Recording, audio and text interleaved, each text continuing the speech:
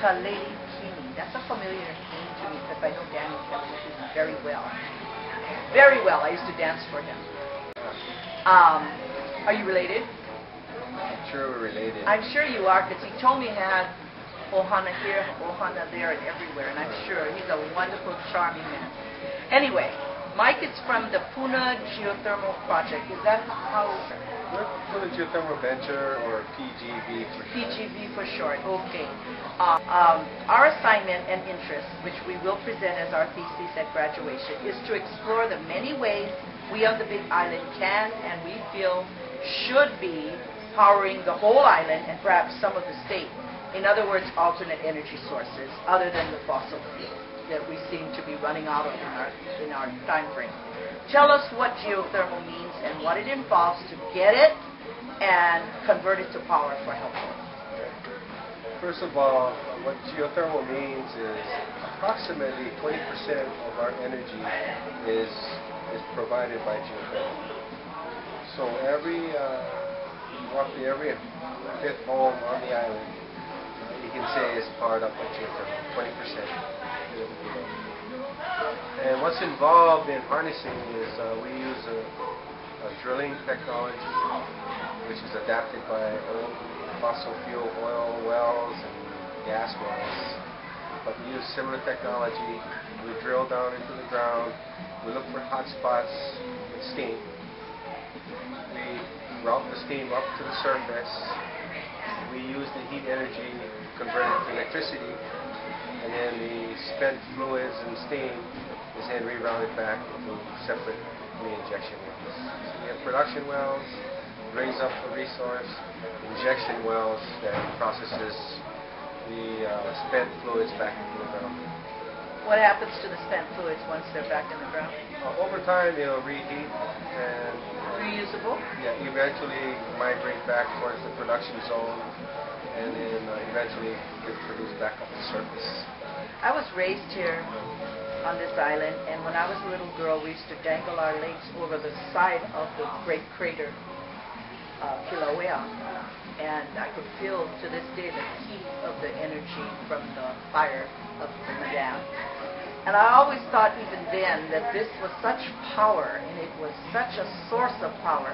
I could not visualize, I was only a little girl, what it would mean to this island years and years later when we were desperate for power in this generation. But now I can. I think back to that time, and I'm wondering, if anything, because of the high-tech stuff we do now, why are we not supplying more than 20% of our energy? Why can't we do 80%?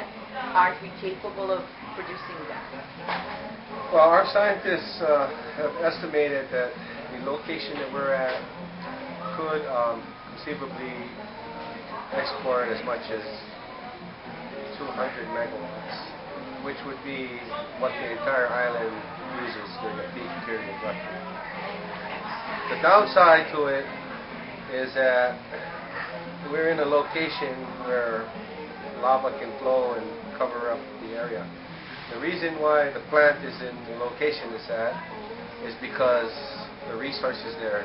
There's heat, there's hot water, and there's fractures in the ground which allows us to go and harness this energy.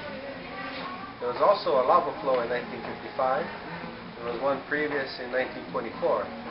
So for us to put all of our eggs in one basket would not be a prudent thing to do. All right, so why don't we drill somewhere else? We would love to, but the location that we're at is the only proven resource. And if for some reason we could find other resources, like say on Mauna Loa, Hualalai, or the other side of Kilauea, then that would be probably a preferred option than to just continue to build out our location where we're at. So right now we could, if we needed to, supply the island just from this one site, but it's not prudent to say because an eruption that would cause... Eruption would be the big concern. That would be a concern. Yes. Okay, the last one was in the 50s out there, right? Yes. So we're now 2009. we're going to wait around for one, or, I mean, we could have been drilling all this time if that were the reason we're not drilling. We could have been supplying more energy. I'm going to give you some popular thoughts of the people of Hawaii. Okay. Because I've been around asking questions, and I don't want to put you on the hot spot, Mike. I really am just interested in your viewpoint. We are on the hot spot. Do you see? Yes, we are. Do you see the Big Island becoming self-powered by alternate sources like geothermal in the next 5 years, 10 years, 20 years, or longer than that? I say that renewable alternate energy will increase within the next 5 years, and it'll continue. You know, the utility has gone public and mentioned that they do not plan to build any more fossil fuel plants. No new fossil plants. So all we have left is alternate renewable energy, and maybe some other technology might come up in the next several years or so. But I see alternate renewable energy increasing as far as contribution to the grid. What other problems would we have if, say, we decided as a community we only want to go for geothermal energy because there's wind, there's water, and there's, what else is there? There's some wave. Solar. So solar is okay, but this island is not known for a lot of sun except on certain parts of the island, Waikolo and Puna. Yeah, so say the east side. If we're focusing on the east side, we have this geothermal source on the east side. We're most fortunate to have that.